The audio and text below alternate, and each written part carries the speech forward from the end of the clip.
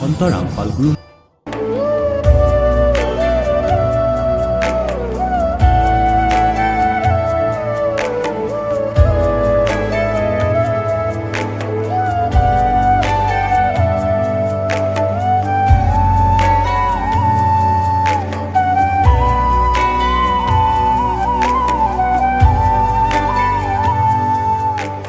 নমস্কাৰ নমস্কাৰ ছাৰ কি নাম আপোনাৰ মোৰ নাম পূৰবী ডেকা আপুনি ক'ৰ পৰা আহিছে মই বাক্সা ডিষ্ট্ৰিক্ট গুৰেশ্বৰৰ পৰা আহিছোঁ আপুনি সন্ত ৰামপাল গুৰু মহাৰাজৰ পৰা নাম দীক্ষা কেতিয়া লৈছিল মই 2022 চনৰ নৱেম্বৰ মাহত লৈছিলোঁ আৰু সন্ত ৰামপাল গুৰু মহাৰাজৰ পৰা নাম দীক্ষা লোৱাৰ আগতে আপুনি কেনে ধৰণৰ সাধনা কৰিছিল সচৰাচৰ যিটো আমাৰ পূজা পাতল চলি থাকে আপোনাৰ শিৱ পূজা দুৰ্গা দেৱীক মই পূজা কৰিছিলোঁ আৰু ব্ৰত ৰাখিছিলোঁ আৰু শিৱ পূজা আপোনাৰ ধৰক সোমবাৰটোত মই প্ৰতি সোমবাৰে গাখীৰ ঢালিব গৈছিলোঁ আপুনি জনালে যে আপুনি আপোনাৰ হিন্দু সমাজত প্ৰচলিত পৰম্পৰা হিচাপে ব্ৰত ৰাখিছিলে লগতে আপুনি শিৱ মন্দিৰত গৈ শিৱ লিংগত গৈ আপুনি গাখীৰ ঢালিছিল এনেধৰণৰ সাধনা কৰি থকা স্বত্তেও আপুনি সন্ত ৰামপাল গুৰু মহাৰাজৰ শৰণলৈ কিয় আহিব লগা হ'ল হয় মই একচুৱেলি সেই আগত যিখিনি পূজা পাতল কৰি আছিলোঁ তাৰ পৰা একো লাভ পোৱা নাছিলোঁ আৰু সেইটো কাৰণে মই সন্ত ৰামপাল মহাৰাজী গুৰুজীৰ চৰণত আহিব লগা হ'ল বৰ্তমান যি আপুনি সন্ত ৰামপাল গুৰু মহাৰাজৰ শৰণত আহি ভক্তি সাধনা কৰি আছে ইয়াৰ দ্বাৰা আপুনি কেনেধৰণৰ লাভ পাইছে হয় ইয়াৰ দ্বাৰা লাভ বুলি ক'লে বহুতখিনিয়ে লাভ পাইছোঁ তাৰে ভিতৰত মোৰ ডাঙৰ লাভ দুটা আপোনাৰ প্ৰথম কথা হ'ল মোৰ দাঁতৰ অপাৰেশ্যন হ'ব লগা আছিল আৰু য'ত নেকি আপোনাৰ অপাৰেশ্যন নোহোৱাকৈ মোৰ ভাল হৈ গ'ল আপোনাৰ সেইটো এটা লাভ আৰু বিশেষকৈ মই মানসিক অশান্তি মানে মানসিক ৰোগী বুলি ক'লেও ভুল নহয় মই মানসিক ৰোগত অলপ ভুগি আছিলোঁ তো মানুহৰ কিছুমান টৰ্চাৰ শুনি শুনি মানে ডিপ্ৰেশ্যনত আহি গৈছিলোঁ তো সেইটো কাৰণে মানে সেইবোৰৰ পৰা মই বহুতখিনি মুক্তি হৈছোঁ এতিয়া আপুনি ক'লে আপুনি দাঁতৰ যি অপাৰেশ্যন হ'ব লগা আছিলে আপুনি সন্ত ৰামপাল গুৰু মহাৰাজৰ পৰা নাম দীক্ষা লোৱাৰ পিছতে আপোনাৰ সেই বেমাৰৰ পৰা মানে আপুনি পৰিত্ৰাণ পালে এইটো কেনেকৈ সম্ভৱ এজন সন্তৰ পৰা নাম দীক্ষা লোৱাৰ পিছতে আপুনি এনেকুৱা ৰোগৰ পৰা মানে আপুনি আৰোগ্য লাভ কৰিছে কোনো চিকিৎসা নকৰাকৈ এইটো কেনেকৈ সম্ভৱ আচলতে আপুনি কিবা ঔষধ কিবা হয়তো আপুনি খাইছিল নে এনেই ঠিক হৈ গৈছে নাই আমাৰ গুৰুজী সন্ত ৰামপাল মহাৰাজী চৰণত আহিলে কোনো এনেকুৱা ঔষধৰ ব্যৱস্থা নাই আপোনাৰ আমাৰ যিটো আধ্যাত্মিক জ্ঞানৰ জৰিয়তে আমাক যিটো ভক্তি কৰিবলৈ দিয়ে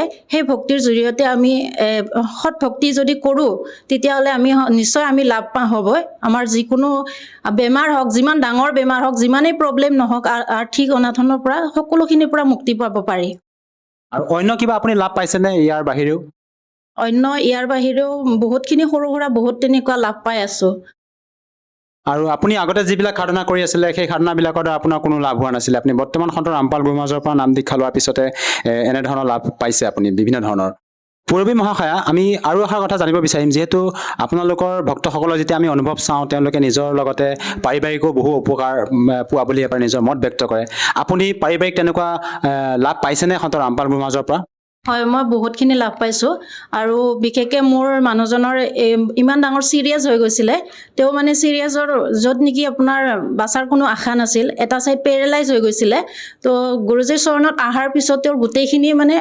সম্পূৰ্ণৰূপে তেওঁ সুস্থ হৈছিলে আপোনাৰ নাম নোলোৱাৰ আগতে আমাৰ সন্ত ৰামপাল মহাৰাজী গুৰুজীৰ চৰণত নাহাৰ আগত মানুহজনে তেওঁ আগতেই গুৰুজীৰ জ্ঞানটো পাইছিলে তেওঁ প্ৰতিবাৰে ভাবে যে মই এইবাৰ নাম ল'ম কিন্তু তেওঁ নাম ল'ব পৰা নাছিল তো তেনেকুৱাত হয়তো পিতাই তেওঁৰ চৰণত অনাৰ কাৰণে কিজানি দয়া কৰিছিলে সেইটো কাৰণে তেওঁ মানে এনেকুৱা হৈছিল তেওঁ দুপৰীয়া টাইমত ঘৰত শুই আছিলে শুই থকাত হঠাৎ তেওঁ এনেকৈ উঠি দিওঁতে এটা ছাইড গোটেইখিনি পেৰেলাইজ হৈ গৈছিল তেওঁৰ তো সেইদিনাখন বহুতখিনি হাহাকাৰ লাগিছিলে আৰু তেতিয়ালৈকে মোৰ কিন্তু সন্ত ৰামপাল মহাৰাজী গুৰুজীৰ কোনো জ্ঞানটো পোৱা নাছিলোঁ কিন্তু মোৰ মানুহজনে গোটেইখিনি জ্ঞান পোৱাৰ পিছতো তেওঁ যেতিয়া নাম লোৱা নাছিল তো তাৰপিছত তেনেকৈ যেতিয়া হাহাকাৰ লাগিলে যে মোক ফোন কৰিলে যে মোৰ এনেকুৱা তেনেকুৱা হৈছে মেডিকেল নিব লাগে তো ইমাৰ্জেঞ্চি আপোনাৰ GNRCত ভৰ্তি কৰোৱা হ'ল কৰাৰ পিছত তেওঁ গোটেইখিনি ট্ৰিটমেণ্ট আপোনাৰ ইমানখিনি ট্ৰিটমেণ্ট কৰাৰ পিছতো তেওঁৰ একো বেমাৰেই নোলাল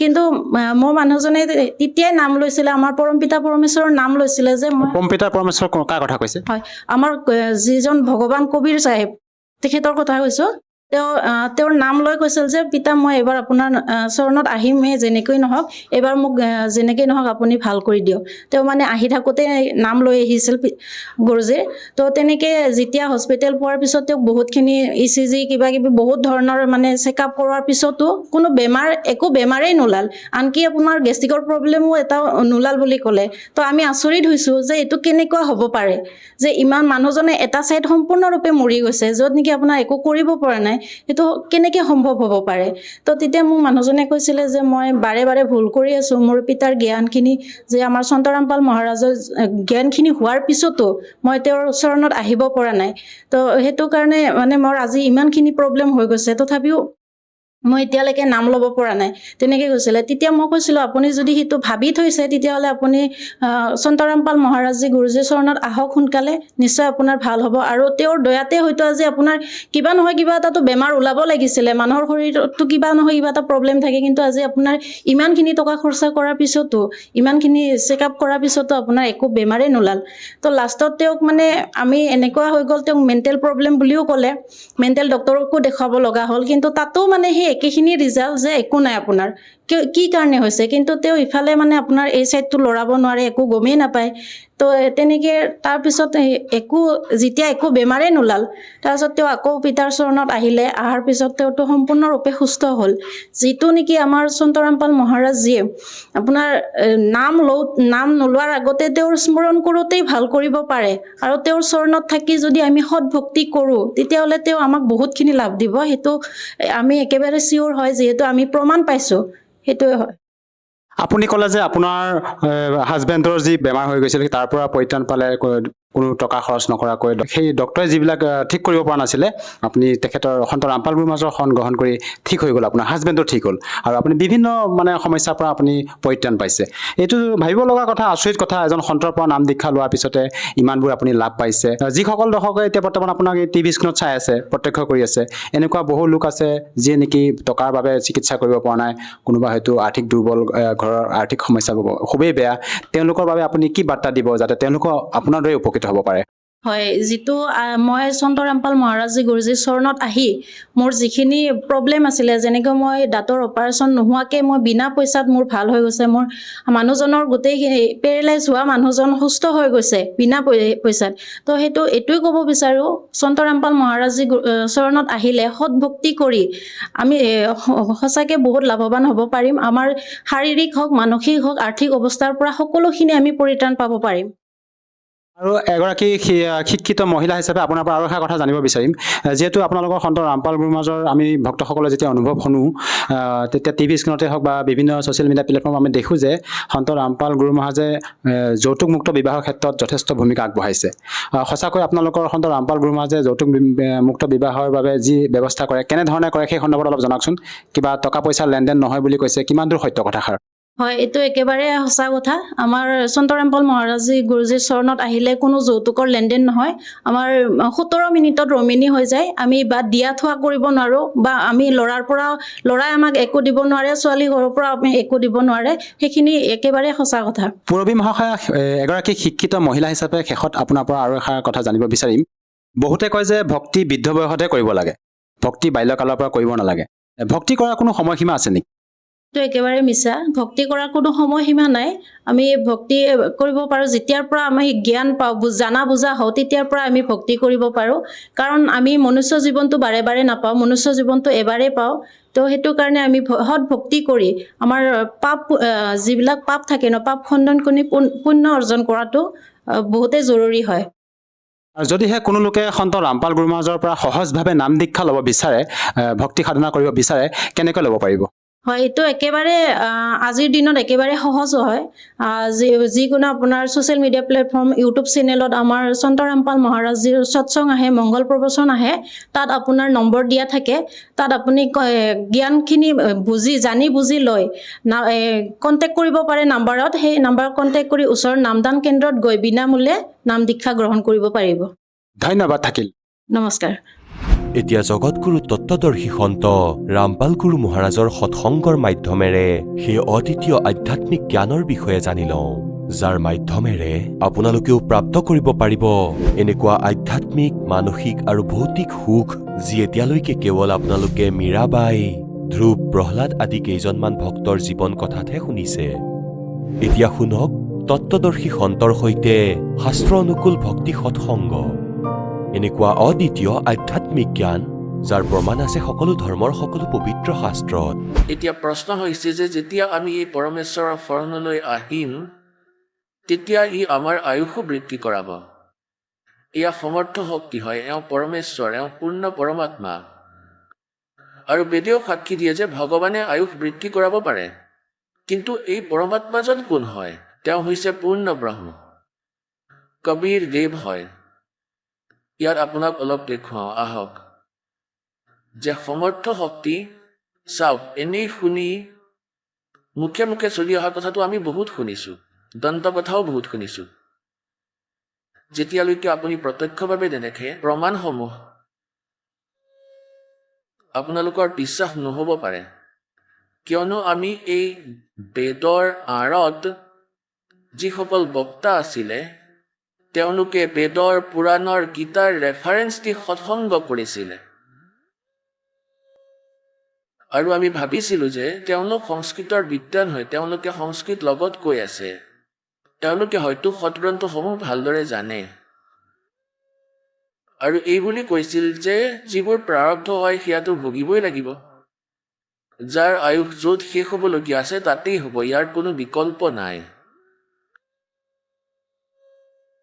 আৰু পৰমাত্মাৰ মহিমা এই গুণতেই লিখা আছে যে পৰমাত্মাই আমাৰ আয়ুস বঢ়াব পাৰে আমাৰ জীৱনলৈ আহিবলগীয়া সংকটৰ নাশ কৰিব পাৰে তেওঁলোকে কেনেকৈ কৰিব পাৰিব যিসকলৰ সাধনা সত্য হয় আৰু শাস্ত্ৰ অনুকূল হয় তেতিয়াহে তেওঁলোকে ভালকৈ সকাহ পায় পৰমাত্মাই আমাৰ আয়ুসো বঢ়াব পাৰে আপোনালোকক বেদত দেখুৱাই আছোঁ কিয়নো শিক্ষাৰ পৰা লাভ এইটোৱে হৈছে যে আমি সৎগ্ৰন্থসমূহ নিজেই পঢ়িব পাৰোঁ আৰু যেতিয়ালৈকে আমি নিজেই বুজি নলওঁ তেতিয়ালৈকে আমাক যিয়েই যেনেকুৱাই ক'ব আমি তাকেই মানি লওঁ যাৰ ফলত আমি আজিলৈকে ইয়াত ভ্ৰমিত হৈ আছোঁ আৰু নকল সন্তৰ পিছত ওলমি আছোঁ এয়া চাওক এয়া হৈছে ঋগ্বেদ আপোনালোকক দেখুৱাইছোঁ এয়া ক'ৰ পৰা প্ৰকাশিত সৰ্বদেশিক আৰ্য প্ৰতিনিধি সভা মহৰ্ষি দয়ানন্দ ভৱন ৰামলীলা ময়দান নতুন দিল্লীৰ পৰা ইয়াৰ ফোন আৰু ফেক্স নম্বৰ এয়া ইয়াৰ মুদ্ৰক হৈছে prince offset printers 1510 পটৌদি house Daryaganj নতুন দিল্লী ঋগ্বেদৰ মণ্ডল নম্বৰ 10 সূক্ত 161 আৰু মন্ত্ৰ নং 2 যদি ৰোগী ধ্বংস জীৱন শক্তিৰ হয় অৰ্থাৎ যাৰ জীৱন ধ্বংস হ'বলৈ ওলাইছে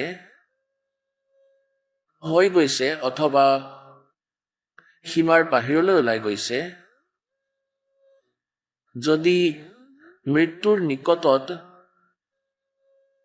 গৈ পাইছে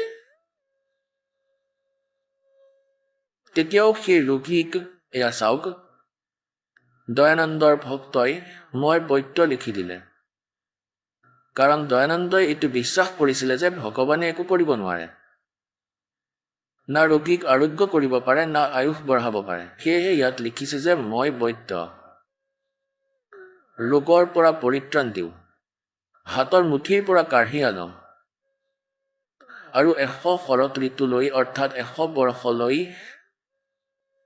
জীয়াই থাকিবলৈ ইয়াক বলযুক্ত কৰোঁ এতিয়া ইয়াত যি ইচ্ছাকৃতভাৱে তেওঁ যি কথা লিখিলে এই মূল পাঠত ইয়াত বৈদ্যৰ উল্লেখ নাই কিয়নো বেদ কোনো মেডিচিনৰ কিতাপ নহয় ইয়াত ভগৱানৰ বিৱৰণ আছে মহিমা আছে ইয়াত আকৌ এবাৰ এনেদৰেই লিখি দিলে পৰমাত্মাই কয় तोर चौरावे तुमड़ी वो गड्ढे पानी में वो गड्ढे हुआ ऊपर आओ ना सच्चाई छनी ना কিন্তু ক'ৰবাত নহয় ক'ৰবাত পৰমাত্মাই ইহঁতৰ চকু বন্ধ কৰি দিছিল য'ত তেওঁলোকে সত্য লিখিছিলে নিবিচৰাকে লিখিছিলে ভগৱানে লিখুৱাইছিলে তেন্তে কি লিখিছিলে চাব ঋগ্বেদ মণ্ডল নম্বৰ 9 সূক্ত 80 আৰু মন্ত্ৰ নম্বৰ ইয়াৰ 2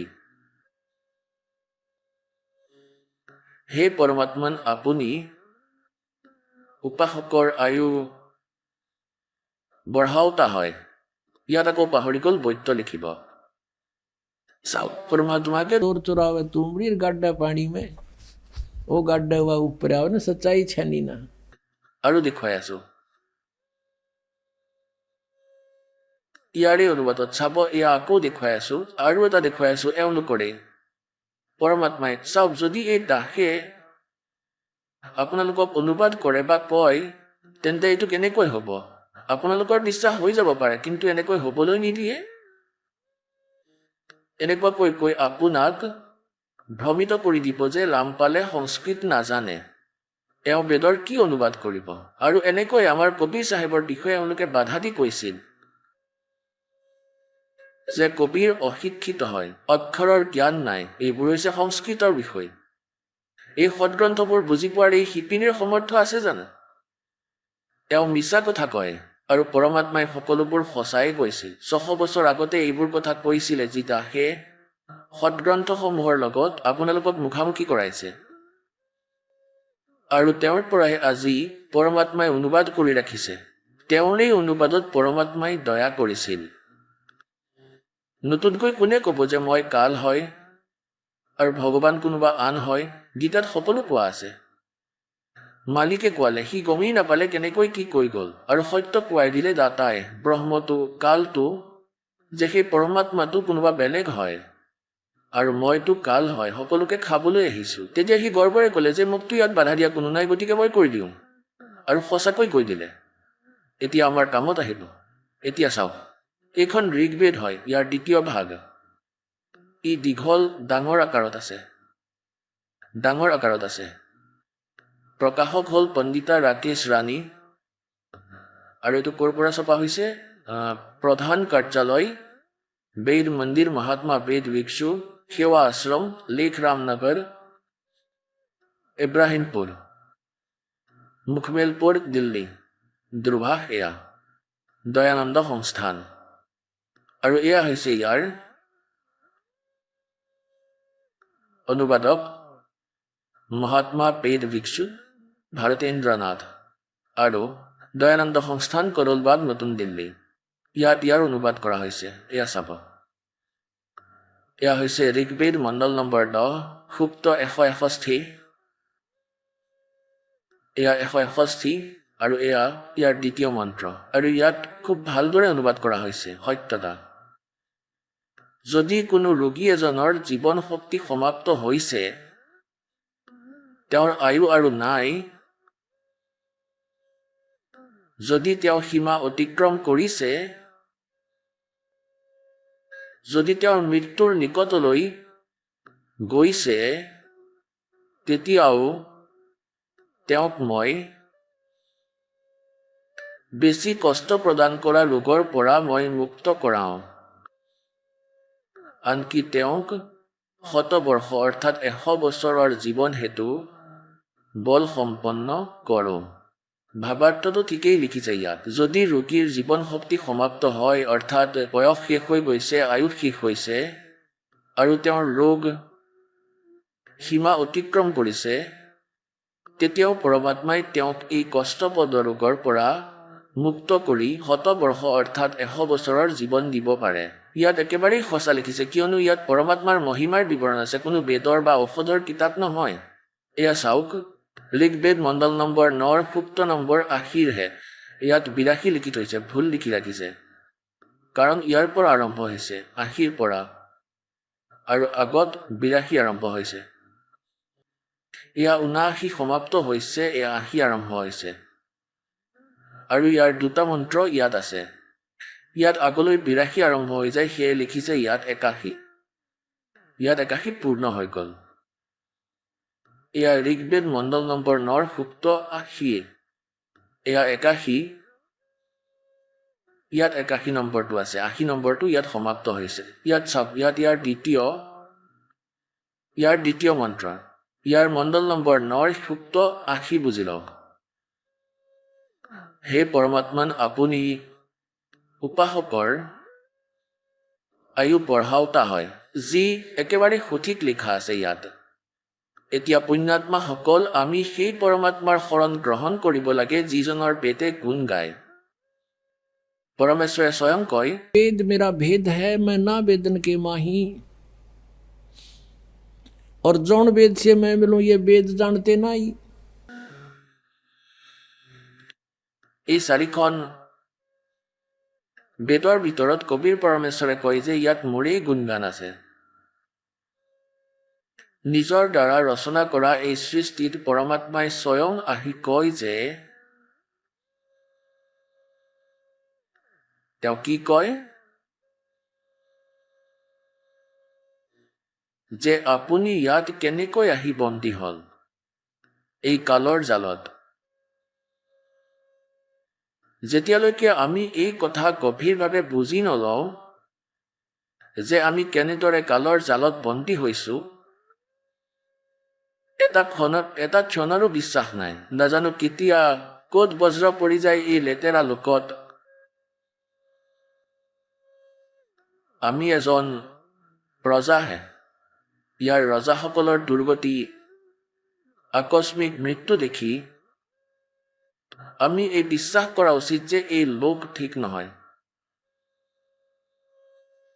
কিন্তু আমাৰ ওপৰত ইমান প্ৰেছাৰ আছে এই কাল ভগৱানৰ, আমি ভাবিবলৈ চেষ্টা কৰিলেও আমাৰ হাতত ইমান সময় নাথাকে। আৰু যেতিয়া মৃত্যু হৈ যায় তেতিয়া দিনৰ দিনটো কুকুৰ হৈ য'তে ত'তে ঘূৰি ফুৰি থাকে। কেতিয়াবা ইফালে গৈছে, কেতিয়াবা সিফালে ঠেকা খাইছে, গোটেই দিনটো শান্তি নাই। এজন ভকতে নিজৰ বন্ধুক কৈছিলে যে ব'লা ব'লা আজি আমি সৎসংগলৈ যাওঁ। প্ৰথমতে দুইজন বন্ধু আছিল আৰু এই জ্ঞান বুজি পোৱাৰ পিছত তেওঁ তেওঁৰ বন্ধুক কৈছিলে যে ব'লা সৎসংগলৈ যাওঁ।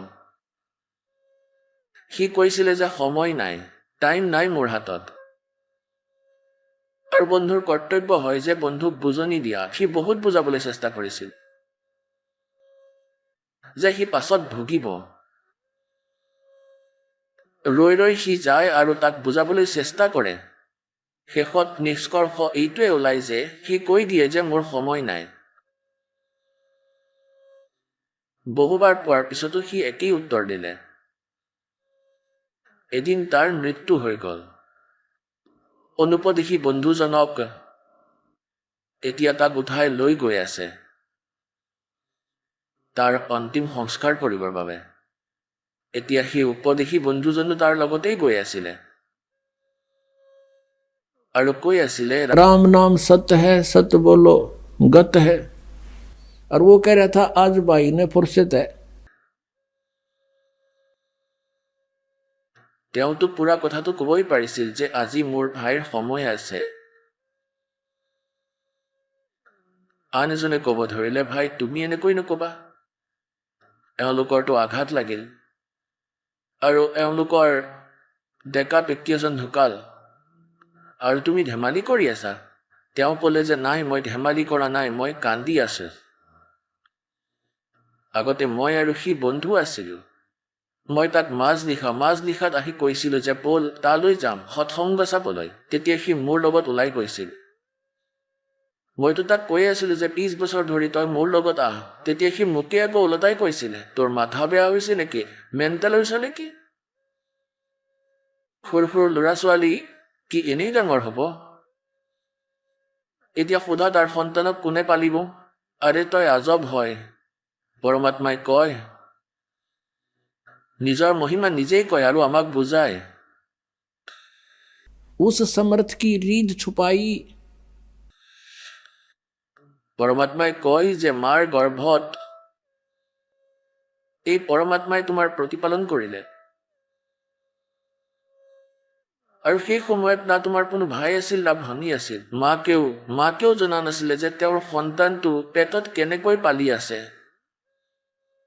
আৰু এতিয়া সেই একেটা শিশুৱে পেটৰ পৰা ওলাই দৈনিক আধা লিটাৰকৈ গাখীৰ খাবলৈ আৰম্ভ কৰে। আৰু তালৈ কোনে পঠাই আছিল? ইয়াৰ বাবে হয়তো পৰমাত্মাৰ কিবা এটা ছিষ্টেম আছে, যোগাৰ আছে। আৰু বাহিৰতো তেওঁৱেই ইয়াৰ সংৰক্ষক নিজৰ সন্তানক পৰমাত্মাৰ হাতত এৰি দিয়াই হৈছে আমাৰ পৰম কৰ্তব্য। যেতিয়া এই কথা জানি লোৱা হয় আৰু যিসকল সন্তান যুৱক হয় তেওঁলোকৰ মাতা পিতা বৃদ্ধ হৈছে, পুৰণি সংগত ৰঙি আছে, তেওঁলোকক বুজাবলৈ চেষ্টা কৰা। জোৰ জবৰদস্তি নহয়, লাহে লাহে জ্ঞান দিবা, মৰমেৰে বুজোৱা। আৰু নিজৰ পৰিয়ালক, আত্মীয় সজ্জনক যিমানলৈকে আপুনি যাব পাৰে, বুজাব পাৰে, আপোনাৰ পৰম কৰ্তব্য হয়। পৰমাত্মাৰ প্ৰতি ভক্তিৰ উপৰিও যদি পৃথিৱীৰ কোনো প্ৰাণীয়ে, জীৱনদায়ক প্ৰাণীয়ে আন ভক্তি কৰি আছে, তেওঁ ভক্তি কৰা নাই, তেওঁ ভুলহে কৰি আছে। পৰমেশ্বৰৰ বাণীত লিখা আছে যে अगम निगम को देख ले और बुद्धि विवेक विचार उदय अस्त का राज मिले तो वे नाम बेगार। বেগাৰ কাক পোৱা হয়? আগৰ দিনত, আজিৰ পৰা প্ৰায় 40 বছৰ আগতে, এই পুলিচসকলে তেওঁলোকৰ থানাত কোনো ধৰণৰ ভেহিকেল নাছিলে। তেওঁলোকে কিন্তু তেতিয়া এনেকৈয়ে ধৰিব পাৰিছিলে। কোনো টেম্পু চালকে, কোনো জীপৱালা পাই গ'লে তাতেই গোটেই দিন ৰেল বনাই ৰাখে। এনেকুৱা এজন টেম্পু চালকক ধৰিছিল আৰু তাক ৰাতিপুৱা 6 বজাত লৈ গৈছিল আৰু তাক ৰাতি 12টা বজাত এৰি দিছিলে আৰু তাক গোটেই দিনটো তাক লগত লৈ ফুৰিছিল। কাৰোবাক ৰেড লগাবলৈ আছিল, কাৰোবাক ধৰিবলৈ আছিল, এই সকলোবিলাক ঠাইলৈকে লৈ গৈছিল আৰু তেলো সি নিজেই ভৰাইছিল নিজৰ টকাৰে আৰু নিজৰেই টকা খৰচ কৰি থাকিলে গোটেই দিনটো। আৰু টেম্পুখন অলপ সময়ো এঠাইত ৰৈ থাকিব পৰা নাছিল। সেই টেম্পুখন ইফালে বল সিফালে বল, তালৈকে বল। 5 দিনা টেম্পু চালক নিজৰ ষ্টেণ্ডলৈ আহিল য'ৰ পৰা যাত্ৰী উঠায় আৰু তেওঁ সুধিলে যে কালি যে নাহিলা, কিবা হৈছিল নেকি? তেতিয়া তেওঁ ক'লে যে মই এনেই ফুচি গ'লোঁ এটা কামত, বেকাৰত ফুচি গ'লোঁ কালি। ৰাতিপুৱা লৈ গৈছিল 6 বজাতে পুলিচে আৰু ৰাতি এৰিলে 12টা বজাত আৰু 2জন CRPF লগত লগাই দিলে। সেই 2জনক যদি ধৰিলোঁ হয় তেনেহ'লে মোৰ উপাৰ্জন 20,000 হ'ল হয়। সি বেকাৰ আছিলে, গোটেই দিনটো তাৰ গাড়ীৰ চকাই ৰোৱা নাছিলে, মানে কষ্ট সি বহুত কৰিলে আৰু খৰচখিনিতো কৰিলেই। ইয়াকে বেকাৰ বুলি কোৱা হয়। আজি কোনোবা ৰজা হ'ল, কোনোবা মন্ত্ৰী, মুখ্যমন্ত্ৰী, প্ৰধানমন্ত্ৰী, হয়তো গোটেই পৃথিৱীখনৰে শাসকেই কিয় নহওক, যদি তেওঁ ভক্তি নকৰে তেওঁ বেকাৰ হয়, নিজৰ পুণ্যৰ নাশ কৰি আছে, 1 মিনিটৰো আহৰি নাই। পৰমাত্মাই কয় যে 3 लोग का राज जीव को जय कोई दे, लाख बधाई के करे जय नहीं नाम तेने।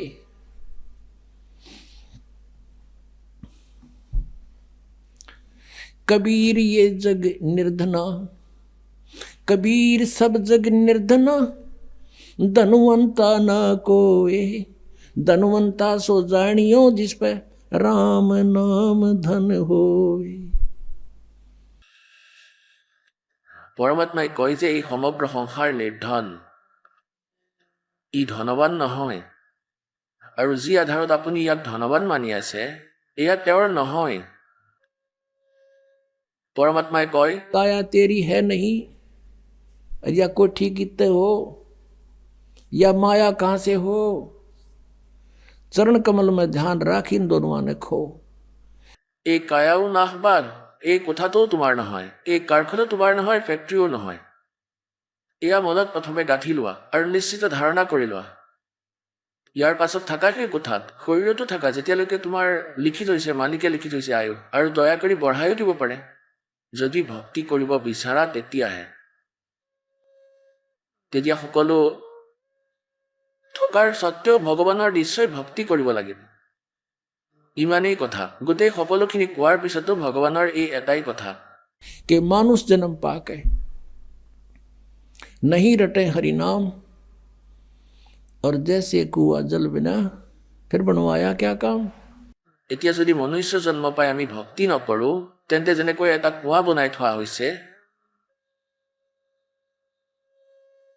আৰু তাতে বহুত ধুনীয়া কনষ্ট্ৰাকশ্যনো কৰি থৈছে, কিন্তু তাত পানী নাই, জল নাই, গতিকে এইটো ইউজলেছ, লাগিলে সেইটো যিমানেই ধুনীয়া নহওক কিয়।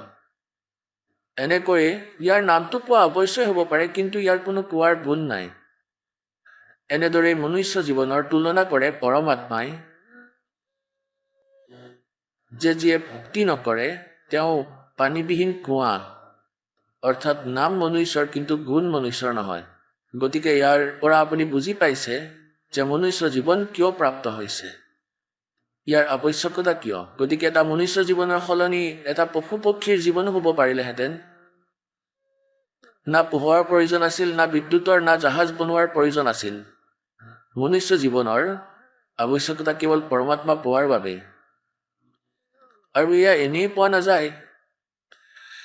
मानुष जीवन दुर्लभ है, मिले न बारंबार। এয়া অতি বিৰল, গতিকে ইয়াৰ সুযোগ লওক। এতিয়া মনুষ্য জীৱন প্ৰাপ্ত কৰি আমি পৰমাত্মাৰ জ্ঞানক জানিব পাৰোঁ, পৰমাত্মাক চিনিব পাৰোঁ।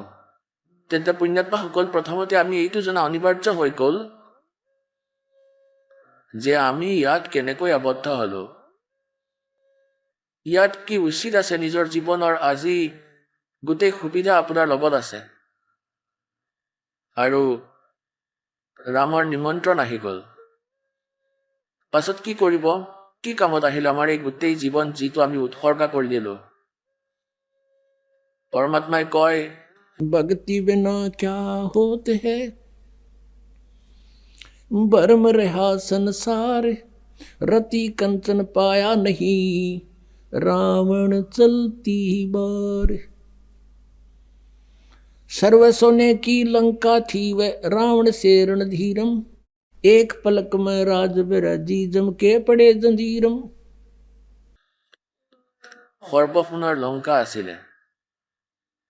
আমিতো এটা কথা ধুনীয়াকৈ বনাই ল'ম, ধুনীয়াকৈ সা সুবিধাও কৰি ল'ম, কিন্তু সেইখনতো সোণৰ লংকা আছিল, সোণৰ, গোল্ডৰ। কিন্তু যোৱাৰ সময়ত কয় যে এক ৰতি অৰ্থাৎ 1 গ্ৰামো লগত লৈ যাব নোৱাৰিলে। তেন্তে আমি ইয়াত কিয় দল বনাই আছো? ইয়াত এটা ডাঙৰ ষড়যন্ত্ৰ আছে ইয়াৰ ভগৱানৰ। ভগৱান মানে স্বামী, মাত্ৰ এয়া ভগৱান নহয়, ইয়াৰ মালিকৰ। এতিয়া যি পৰমাত্মাৰ ডেফিনেশ্যন, পৰমাত্মাৰ সংজ্ঞা, উপমা, ইয়াত এই সকলোৰে বাবেই প্ৰযোজ্য হয়। তেওঁলোকে নিজকে সকলোৰে স্বামী, মালিক, ভগৱান ক'বলৈ আৰম্ভ কৰে, কোনো অধিকাৰীৰ দৰে। ইয়াকো চাহেব বুলি কোৱা হয়, আৰু যিজন মন্ত্ৰী তেওঁকো চাহেব বুলিয়ে কোৱা হয়। মুখ্যমন্ত্ৰী চাহাব, প্ৰধানমন্ত্ৰী চাহাব। ইয়াত কোৱাৰ অৰ্থ এইটোৱেই যে এওঁলোক ভগৱান নহয়, ইয়াৰ স্তৰ বেলেগ, এই ভগৱানৰ কালৰ। এওঁলোককো ভগৱানেই কোৱা হয়, কিন্তু এওঁলোক ভগৱান নহয়। সেয়েহে গীতাৰ অধ্যায় নম্বৰ 15 শ্লোক নম্বৰ 16 আৰু 17 নিৰ্ণায়ক জ্ঞান দিছে। 16 নম্বৰ শ্লোকত কৈছে যে ক্ষৰ পুৰুষ আৰু অক্ষৰ পুৰুষ, এই সংসাৰত এই দুই পুৰুষ, এই দুই প্ৰভু প্ৰসিদ্ধ হয়। এওঁলোকৰ অন্তৰ্গত যিমান প্ৰাণী আছে তেওঁলোকটো হৈছে নাশবান। জীৱ আত্মা কাৰোৰে মৃত্যু নহয়, তথাপিও এওঁলোক নাশবান। সেইকাৰণে 15 নম্বৰ অধ্যায়ৰ গীতাৰ 17 নম্বৰ শ্লোকত কোৱা হৈছে যে के उत्तम पुरुष है तू अन्य परमात्मा इति उदाहरते। উত্তম পুৰুষ, পুৰুষোত্তম, শ্ৰেষ্ঠ প্ৰভু, শ্ৰেষ্ঠ পৰমাত্মাটো বেলেগ এজন হয়, এওঁলোক দুজনৰ পৰা পৃথক, ক্ষৰ পুৰুষ আৰু অক্ষৰ পুৰুষৰ পৰা। এই তৃতীয়জন কোন হয়? গীতাৰ অধ্যায় নম্বৰ 8 শ্লোক নম্বৰ 1 অৰ্জুনে প্ৰশ্ন কৰিছে যে আপুনিতো 7ম অধ্যায়ৰ 29 নম্বৰ মন্ত্ৰত গীতাত কৈছে যে তৎ ব্ৰহ্মক জানি, গোটেই আধ্যাত্মক জানি আৰু সকলো কৰ্মৰ পৰা পৰিচিত হৈ প্ৰাণী কেৱল জৰা আৰু মৰণৰ পৰা পৰিত্ৰাণ পোৱাৰহে চেষ্টা কৰে। সেই তৎব্ৰহ্মক জনাৰ পিছত এজন ব্যক্তিয়ে এই সংসাৰৰ কোনো বস্তুক দাবী নকৰে। নিজৰ জৰা অৰ্থাৎ বৃদ্ধাৱস্থা, বৃদ্ধাৱস্থা এক প্ৰকাৰৰ প্ৰলয় হয় জীৱৰ, আৰু মৃত্যু ইয়াতকৈও বেয়া। কিন্তু আমি গোটেই জীৱন জুৰি বহি আছো, নিজৰ সকলো আছে, 1 মিনিটত মৃত্যু হ'ব। ইয়াতকৈ বেয়া আৰু কি হ'ব পাৰে আমাৰ লগত? তেন্তে কোৱা হয় যিয়ে এই কথা বুজি পাইছে তৎব্ৰহ্ম কোন, সেই তৎব্ৰহ্ম কোন? অৰ্জুনে সুধি আছিলে সেই তৎব্ৰহ্ম কোন, সেই পৰমাত্মা কোন? অষ্টম অধ্যায়ৰ 3য় শ্লোকত গীতাৰ জ্ঞানদাতাই উত্তৰ দিছে যে তেওঁ পৰম অক্ষৰ ব্ৰহ্ম, অৰ্থাৎ গীতা জ্ঞানদাতাতকৈ বেলেগ তেওঁ। এই বিষয়ে গীতাৰ অধ্যায় নম্বৰ 15 শ্লোক নম্বৰ 17ত কৈছে যে উত্তম পুৰুষটো বেলেগ হয়, এইজন পৰম অক্ষৰ ব্ৰহ্ম। এই দুজনৰ পৰা পৃথক হয় ক্ষৰ পুৰুষ আৰু অক্ষৰ পুৰুষতকৈ। আৰু এয়াই পৰমাত্মাৰ এটা উদাহৰণ, যাক ভগৱান বুলি কোৱা হয়। পৰম মানে শ্ৰেষ্ঠ, ভাল আত্মা।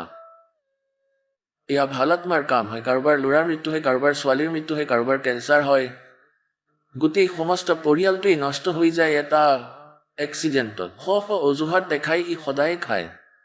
তেন্তে এইবোৰ কোনো পৰমাত্মাৰ কাম হয়? এয়া কোনো শ্ৰেষ্ঠ আত্মাৰ কাম হয়? এওঁ স্বয়ং কয় 11 নম্বৰ অধ্যায়ৰ 32 নম্বৰ শ্লোকত, মই কাল হয়। কালেতো আমাৰ এনেকুৱাই কৰিব, যাৰ ফলত আমাৰ এনেকুৱা হ'বলগীয়া হৈছে।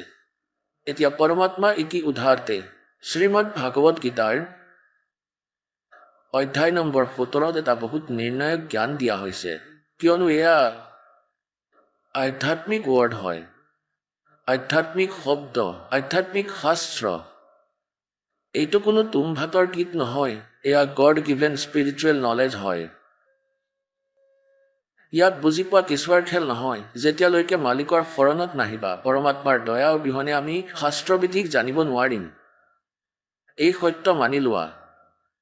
ই জীৱৰ পক্ষে সম্ভৱ নহয় যে সৎগ্ৰন্থক জানিব পাৰে।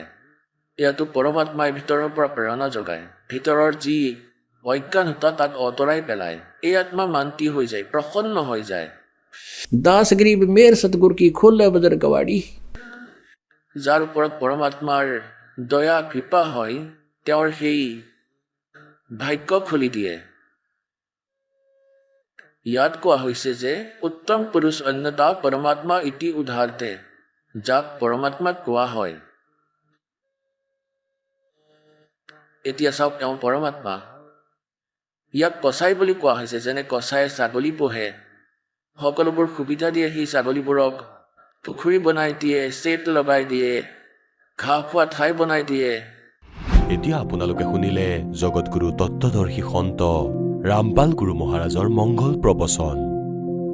আহক এতিয়া শুনো ভগতসকলৰ অনুভৱ, যিসকলে সন্ত ৰামপাল গুৰু মহাৰাজৰ প্ৰমাণিত জ্ঞানৰ পৰা প্ৰভাৱিত হৈ নাম দীক্ষা লৈ বহুতো লাভ প্ৰাপ্ত কৰিলে। নমস্কাৰ ছাৰ। নমস্কাৰ ছাৰ। ছাৰ, কি নাম আপোনাৰ? মোৰ নাম ডক্টৰ সুজিত কুমাৰ হয় ছাৰ। সুজিত, আপুনি ক'ৰ পৰা আহিছে?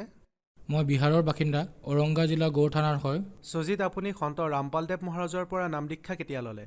ছাৰ, মই সন্ত ৰামপালদেৱ মহাৰাজৰ পৰা নাম দীক্ষা 17 জুনত লৈছিলোঁ, 2018ত। সুজিত, আপুনি সন্ত ৰামপালদেৱ মহাৰাজৰ পৰা নাম দীক্ষা লোৱাৰ আগতে কি ভক্তি সাধনা কৰিছিলে? ছাৰ, এনে দেৱী দেৱতা আৰু পাথৰক পূজা কৰিছিলোঁ, আৰু যোগ ইত্যাদি কৰাৰ কাৰণে আৰ্য সমাজৰ যি আপোনাৰ বাবা ৰামদেৱজী আছে, তেওঁৰ য়োগা কৰিছিলোঁ। তেওঁ ওম মন্ত্ৰৰ উচ্চাৰণ কৰিবলৈ কৈছিলে। যোগ কৰাৰ সময়ত তাৰেই উচ্চাৰণ কৰিছিলোঁ। তেন্তে কি কাৰণে আপুনি সন্ত ৰামপালদেৱ মহাৰাজৰ শৰণলৈ আহিলে? চাওক ছাৰ, সন্ত ৰামপালদেৱ মহাৰাজৰ শিষ্য হোৱাৰ বহুত ডাঙৰ কাৰণ আছে।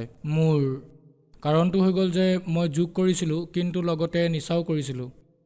আৰু মই যদিও ডক্টৰ হোৱাৰ পিছতো মাংস খাইছিলোঁ, মদ খাইছিলোঁ, আৰু বহুত কিবা কিবি বেয়া কামো কৰিছিলোঁ।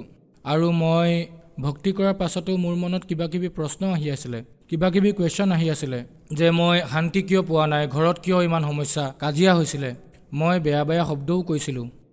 মোৰ এনেকুৱা লাগিছিল যে পৃথিৱীত আন কোনো ৰাস্তাই নাই কাৰো লগতে। এই সময়তে কি হ'ল যে সন্ত ৰামপালদেৱ মহাৰাজৰ যি শিষ্য, তেওঁ দৃঢ় ভক্ত আছিলে।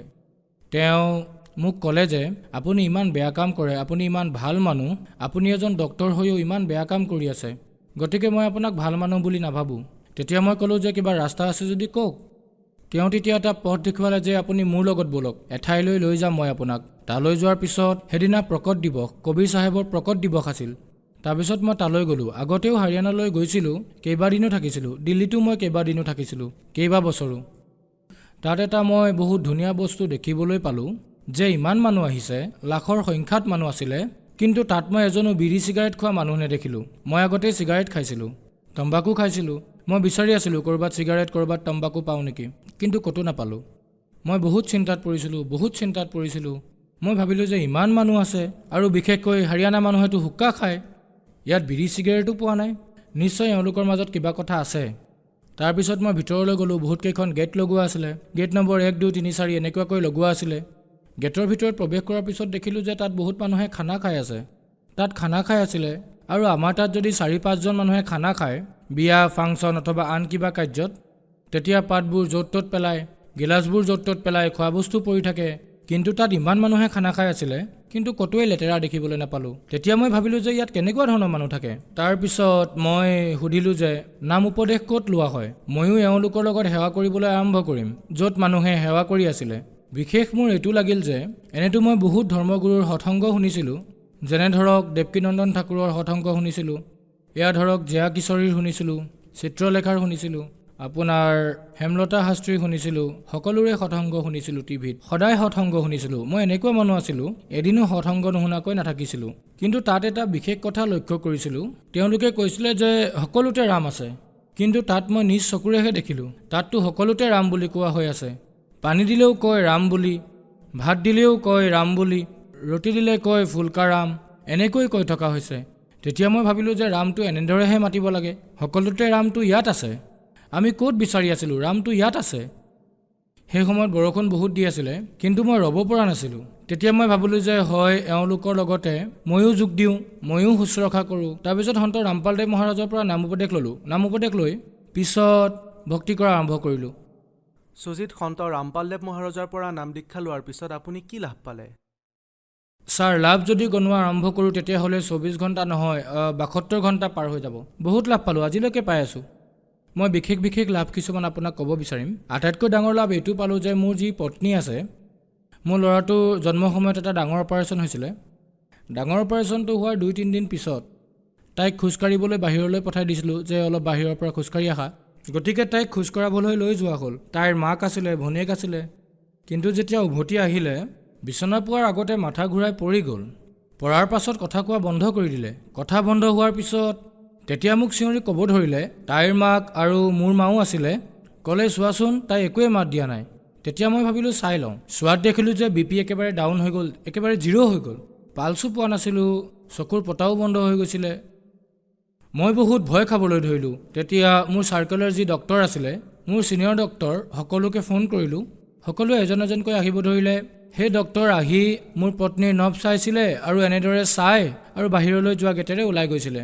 যেতিয়া এনেদৰে ওলাই যাব ধৰিলে মোৰ সন্দেহ হৈছিলে যে এওঁলোকে মোক একো কিয় ক'ব খোজা নাই, যে মই কি কৰিব লাগিব, অক্সিজেনে দিব লাগিব নে কি কৰিব লাগিবনো, ইনজেকশ্যন ঔষধৰো একো পৰামৰ্শ দিয়া নাই।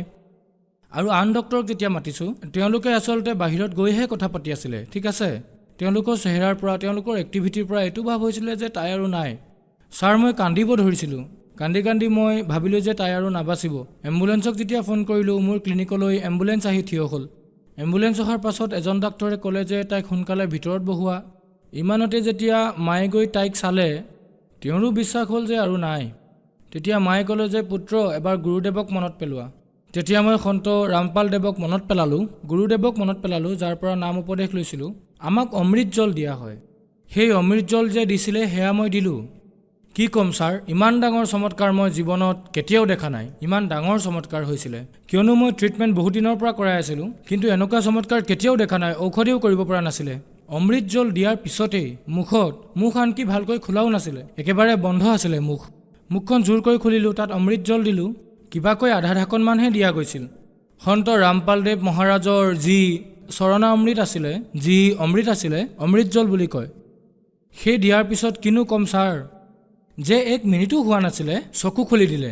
চকু খুলিলে আৰু চকু খোলাৰ পাছত তাই সুধিলে যে ইমান ভিৰ কিয় হৈছেনো, ইমান ডাঙৰ চমৎকাৰ হ'ল মোৰ লগত ভগতদেৱ। ছাৰ, সন্ত ৰামপালদেৱ মহাৰাজৰ বাবে। যদি সন্ত ৰামপালদেৱ মহাৰাজ নাথাকিল হয়, তেওঁৰ শৰণত যদি নাথাকিলোঁ হয়, তেন্তে মোৰ পত্নী জীৱিত নাথাকিল হয়। আৰু দ্বিতীয় লাভটো মই পালোঁ যে মোৰ যে বেমাৰ আছিলে, আজি যে মোক ইমান হেল্ডি দেখি আছে, ইমান সুস্থ দেখি আছে, সম্পূৰ্ণ সুস্থ মই বহুবাৰ ব্লাড ডনেট কৰিছোঁ, বহুত ৰক্তদান কৰিছিলোঁ, মই বহুত কৰিছিলোঁ। কিন্তু তাৰ আগতে যেতিয়া সন্ত ৰামপালদেৱ মহাৰাজৰ শৰণত নাছিলোঁ, তাৰ আগতে কিনো ক'ম, তেজ দিয়াটো দূৰৰে কথা, মূৰ ঘূৰোৱা, অচেতন হোৱা, ভৰি হাতে টানি ধৰা আৰু মোৰ সদায় ব্লাডৰ নাটনি হৈছিলে। মোৰ মূৰত বিষ আছিলে, মই সদায় খঙতেই আছিলোঁ। অলপ কিবা ক'লে মই উল্টা ফুল্টা কৈ দিছিলোঁ। একেবাৰে ক্ষীণ আছিলোঁ মই, মানে বেমাৰীৰ দৰে দেখা হৈছিল। কিন্তু যেতিয়াৰ পৰা পৰমাত্মাৰ শৰণলৈ, সন্ত ৰামপালদেৱ মহাৰাজৰ শৰণলৈ আহিলোঁ, তেতিয়াৰ পৰা সকলো বেয়া এৰা খালে। আৰু তাৰপিছত যে মই দালি ৰুটি খাবলৈ আৰম্ভ কৰিলোঁ, সদায় আজি মই আগতকৈ বেছি সুস্থ। মোৰ যে বেমাৰ আছিলে মূৰৰ বিষ, অলপ যদি কিতাপ পঢ়োঁ তেনেহ'লে মোৰ মূৰত বিষ হোৱা আৰম্ভ কৰিছিলে। ইয়াৰ চিকিৎসাৰ বাবে মই দিল্লীৰ ৰাম মনোহৰ লোহিয়া হস্পিটেললৈ গৈছিলোঁ। তাতে মোৰ এজন পেহা আছে, ডক্তৰ। তেওঁ ক'লে যে তুমি ইয়ালৈ আহা। গতিকে মই তালৈ গ'লোঁ। তাত 1.5 ঘণ্টা 2 ঘণ্টা মোক হিষ্ট্ৰী সুধিলে, কি কৰিছিলোঁ, কি কৰা নাছিলোঁ, কি খাইছিলোঁ। ইমানখিনি কৰাৰ পাছত মোক মাত্ৰ 2টা ঔষধে দিছিলে। যেতিয়া 2টাহে ঔষধ দিলে, মোৰ এনেকুৱা লাগিল যে ইমানখিনি হিষ্ট্ৰী সুধিলে, মাত্ৰ 2টাহে ঔষধ দিলে, সৰু ঔষধ দিলে। মোৰ বিশ্বাস হোৱা নাছিল যে এইটোৰে ঠিক হ'ব, আৰু সঁচাকৈ ভাল নহ'ল। কিন্তু পৰমাত্মাৰ শৰণলৈ যেতিয়াই আহিলোঁ, সন্ত ৰামপালদেৱ মহাৰাজৰ শৰণলৈ, সেই বেমাৰ অট'মেটিক বিনা ঔষধেৰে ঠিক হৈ গ'ল। আৰু তৃতীয় লাভ এইটো হ'ল যে মোৰ এজন যি সন্তান আছে, যিটো ডাঙৰ অপাৰেশ্যনৰ বাবে জন্ম হৈছিল মোৰ পত্নীৰ, গতিকে মোৰ ল'ৰাটোৰ প্ৰায় 1.5 বছৰ বয়স হৈছিলে। সি খোজকাঢ়িব পৰা নাছিল। তাৰপিছত ডক্টৰে কৈছিলে, তেতিয়া গয়াত ডক্টৰ সন্দীপ কুমাৰৰ তাত দেখাইছিলোঁ যে তাক প্লাষ্টাৰ কৰাব লাগিব। তাৰ ভৰিখন অকণমান টেৰা আছিলে। আৰু এজন ডক্টৰক দেখুৱালোঁ, নিউৰলজিকেল ডক্টৰ আছিলে। তেতিয়া তেওঁ ক'লে যে ইয়াৰ ব্ৰেইনত ক'ৰবাত হীৰা চেপা খাই আছে, ফলিক এচিডৰ নাটনিৰ বাবে ইয়াৰ ৰাইট যি ব্ৰেইন আছে তাত অসুবিধা হৈছে। সি খোজকাঢ়িব পাৰিব, কিন্তু বহুত দিন লাগিব, কিন্তু সম্পূৰ্ণ খোজকাঢ়িব নোৱাৰিব। গতিকে এনেকৈ তাৰপিছত মই কি কৰিলোঁ, কিছুমান আয়ুৰ্বেদিক ঔষধ ল'লোঁ ইফাল সিফালৰ পৰা, নিজৰ মতে ঔষধ দিলোঁ তাক, ঠিক আছে। কিন্তু সি সম্পূৰ্ণ ভাল পোৱা নাছিলে, সি খোজকাঢ়িব পৰা নাছিলে। সেইবাবে তাৰপিছত মই পৰমাত্মাৰ ওচৰত প্ৰাৰ্থনা জনালোঁ। পৰমাত্মাক প্ৰাৰ্থনা সন্ত ৰামপালদেৱ মহাৰাজক জনোৱাৰ পিছত কি হ'ল, কিছুদিনৰ পিছত কি দেখিলোঁ যে মোৰ ল'ৰাটো থিয় হ'ব ধৰিলে, আৰু সি ভৰিত ভৰ দিব ধৰিলে। সি এতিয়া জঁপিয়াই ফুৰিব পাৰে। মোৰ লগত আহিছে আজি সি, ভকতদেৱ। আৰু তৃতীয় লাভ কি হ'ল যে সি যেতিয়া খোজকাঢ়িবলৈ আৰম্ভ কৰিলে, এদিন আমি খানা খাই আছিলোঁ, মোৰ পত্নীয়ে খানা দি আছিলে মোক। তেতিয়া কাষতে এটা কাঁচৰ গিলাচ ৰখা আছিলে, ডাঙৰ কাঁচৰ গিলাচ আছিল। মোৰ ল'ৰাটোৱে খোজকাঢ়ি গৈ আৰু সেই কাঁচৰ গিলাচটোত পৰিল। তেতিয়া কি হ'ল, সেই কাঁচৰ গিলাচটো ভাঙি গ'ল, একেবাৰে ভাঙি গ'ল। ভঙাৰ পিছত তাৰ পৰা 3টামান জোঙা কোণ ওলাই আছিল কাঁচৰ গিলাচটোৰ। প্ৰথমবাৰ যেতিয়া পৰিছিলে তেতিয়া ভাঙি গৈছিলে, যেতিয়া আকৌ এবাৰ পৰিলে তেতিয়া সি কাঁচৰ গিলাচটোতে পৰিলে। সেয়া দেখি মই ভাবিলোঁ যে ইয়াকতো চিলাবও নোৱাৰিম, ইমান ডাঙৰকৈ আঘাত পাইছিলে সি, এনেকুৱা লাগিলে মোৰ। আৰু যি মোৰ পত্নী আছে তাই উচপ খাই উঠিল, তাই যেন বেহুচ হৈ যাব এনেকুৱা লাগিছিলে। তেতিয়া মই মালিকক প্ৰাৰ্থনা জনালোঁ, সন্ত ৰামপালদেৱ মহাৰাজক প্ৰাৰ্থনা জনালোঁ যে হে পৰমাত্মা, আমাৰ কি ভুল হৈ গ'ল, এই সৰু সন্তানটোৱে কি ভুল কৰিলে, ইয়াৰ এনেকুৱা কিয় হ'ল, এতিয়া ইয়াক ক'লৈ লৈ যাম, এনেকুৱা বিচাৰ আহিলে মোৰ মনলৈ। আৰু বিচাৰ কৰাৰ পিছত তাক এনেকৈ ধৰি যেতিয়া মই তাক বাহিৰলৈ লৈ গ'লোঁ, কি যে ক'ম, ইমান ডাঙৰ চমৎকাৰ হ'ল তেতিয়া যে সি হাতখন দিয়াৰ পিছত যেতিয়া হাতখন আঁতৰাই আনিলোঁ, কেৱল অকণমানহে দুখ পাইছিলে, অকণমান চিন এটাহে আছিলে, মানে কটাও নাছিলে, এনেকুৱা চমৎকাৰ হ'ল। আৰু মই ভাবিছিলোঁ যে ইয়াক চিলাই দিব লাগিব, ক'লৈ লৈ যাম মই ভয় খাই গৈছিলোঁ। মই নিজেই ডক্তৰ, তথাপিও মই ভয় খাইছিলোঁ। কিন্তু চাওক পৰমাত্মা লীলা, সন্ত ৰামপালদেৱ মহাৰাজৰ একোৱেই নহ'ল ল'ৰাটোৰ। আজি ল'ৰাটোৰ এটা চিনো নাই। আগতে যেতিয়া সন্ত ৰামপালদেৱ মহাৰাজৰ শৰণত নাছিলোঁ, তাৰ আগতে আমাৰ আৰ্থিক স্থিতি বহুত বেয়া আছিলে। আমাৰ স্থিতি ইমানেই বেয়া আছিলে যে আমি থাকিবলৈ, খাবলৈও চিন্তা কৰিব লগা হৈছিলে। ভাল বস্তু খাবৰ কাৰণে আমি চিন্তা কৰিব লগা হৈছিলে। মোৰ আৰ্থিক স্থিতি ইমান ভাল নাছিলে। মোৰ দেউতাও আছে, তেওঁ নিচা ইত্যাদি কৰিছিলে। তেওঁ পিছত পৰমাত্মা সন্ত ৰামপালদেৱ মহাৰাজৰ শৰণলৈ আহিলে। তেওঁ এতিয়া সুস্থ, নিচা ইত্যাদি নকৰে। আগতে বহুত নিচা কৰিছিলে। তেওঁ নিচা কৰিছিলে, দেউতাও নিচা কৰিছিলে, আনকি ময়ো কৰিছিলোঁ। তেওঁ নিচাৰ বাবে গাঞ্জা খাইছিলে, মদ খাইছিলে, তম্বাকু খাইছিলে, ময়ো মদ খাইছিলোঁ। মইতো ভাং, মদ, ড্ৰাগছ সকলো খাইছিলোঁ বহুত। কাৰণ চহৰত আছিলোঁ, তাত মোৰ যি চাৰ্কলৰ মানুহ আছিলে সিহঁতে বহুত বেছি নিচা কৰিছিলে। এইকাৰণে মোৰ আৰ্থিক স্থিতি ইমান বেয়া হৈ গৈছিলে, মোৰ শৰীৰো বেয়া হৈ গৈছিলে। আৰ্থিক স্থিতি ইমানেই বেয়া আছিলে যে মোৰ চাইকেলো নাছিলে যাবলৈ, এনেকুৱা হৈছিলে। ক'ৰবালৈ যাব লাগিলে টেম্পু, অ'টতহে গৈছিলোঁ। কিন্তু সন্ত ৰামপালদেৱ মহাৰাজৰ শৰণলৈ অহাৰ পিছত প্ৰথমতেতো ইমান ডাঙৰ লাভ হ'ল, যি নিচা কৰিছিলোঁ সেয়া সকলো দূৰ হ'ল। আৰু দূৰ হোৱাৰ বাবে লাহে লাহে মোৰ শৰীৰো সুস্থ হ'ব ধৰিলে। আৰু আজিৰ তাৰিখত পৰমাত্মাৰ দয়াত, সন্ত ৰামপালদেৱ মহাৰাজৰ দয়াত আজি মোৰ এখন নহয় দুখন ক্লিনিক আছে। আৰু আজি মালিকৰ দয়াত খোৱা লোৱা সকলো ভালদৰে চলি আছে। মোৰ ওচৰত বাইকো আছে আৰু মোৰ গোটেই পৰিয়াল ভালকৈ আছোঁ।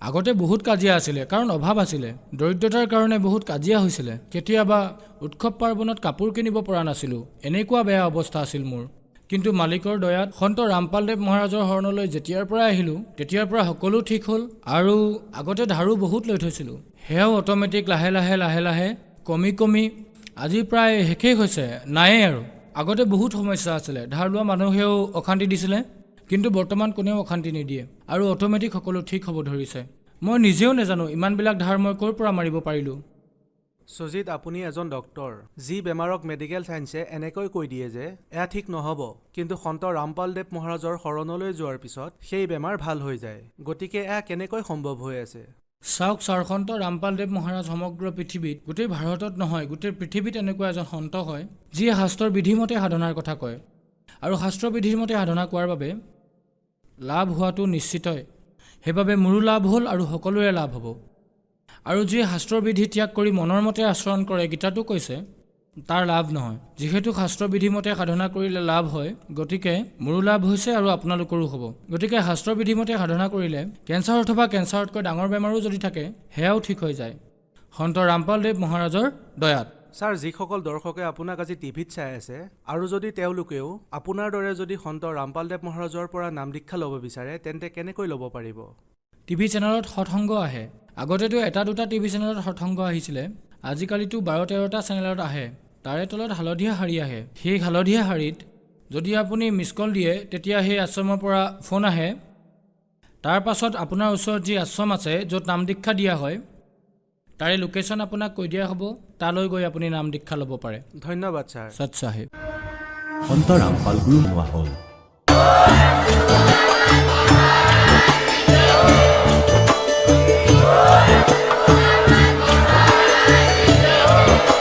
আপুনি শুনি আছিলে জগতগুৰু তত্ত্বদৰ্শী সন্ত ৰামপাল গুৰু মহাৰাজৰ মংগল প্ৰবচন অধিক জানিবৰ বাবে ভিজিট কৰক www.jagatgururampalji.org সন্ত ৰামপাল গুৰু মহাৰাজৰ শুভ আশীৰ্বাদত সমগ্ৰ বিশ্বতে 500তকৈ অধিক নাম দীক্ষা কেন্দ্ৰ আছে য'ত সন্ত ৰামপাল গুৰু মহাৰাজৰ দ্বাৰা বিনামূলীয়াকৈ নাম দীক্ষা দি থকা হৈছে আপোনাৰ ওচৰৰ নাম দীক্ষা কেন্দ্ৰৰ ঠিকনা জানিবলৈ সম্পৰ্ক কৰক 7082208528